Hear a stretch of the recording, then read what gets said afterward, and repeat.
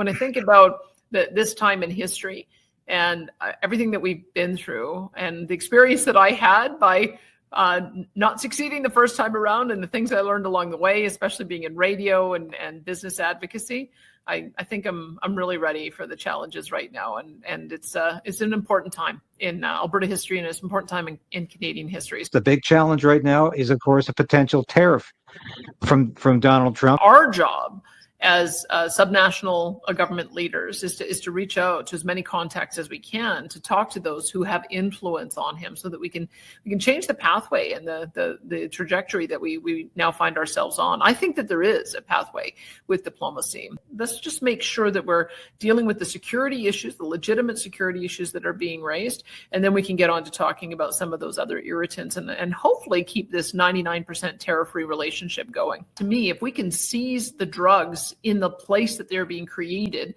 and then shut those labs down, that helps with border security. That helps make sure it doesn't get into the United States. I said, no, Danielle Smith is not putting Alberta first.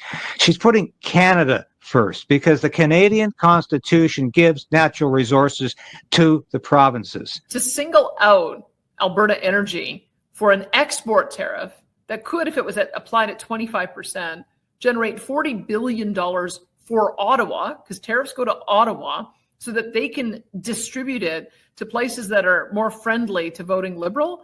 We fought that in Peter Lougheed's day when the original Trudeau tried to impose an export tariff, and we simply will not allow for that. We should be avoiding these tariffs altogether. We should be doing the things that we need to do to address these issues that the Americans have raised. I think that this tariff-free relationship is an important one to maintain.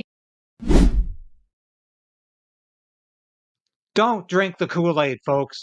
Don't listen to Justin Trudeau.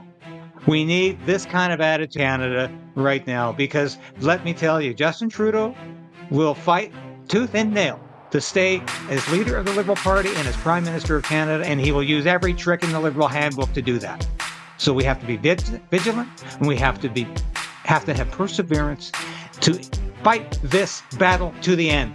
As I've been saying since this station went on the air, we need to resolve to resist. And we need to fight for our free speech and our democratic rights to say what we believe, to speak, as John Diefenbaker said. And don't forget that t-shirt that's available out there in the store. I speak as a free Canadian, free to speak, free to believe in what I choose. And Justin Trudeau is not going to interfere with that. Thanks for being a part of the KRAYDEN'S Right Resistance, and we'll see you again soon. So we are in a very precarious position in this country. We need a political change, but we also need to resolve to resist.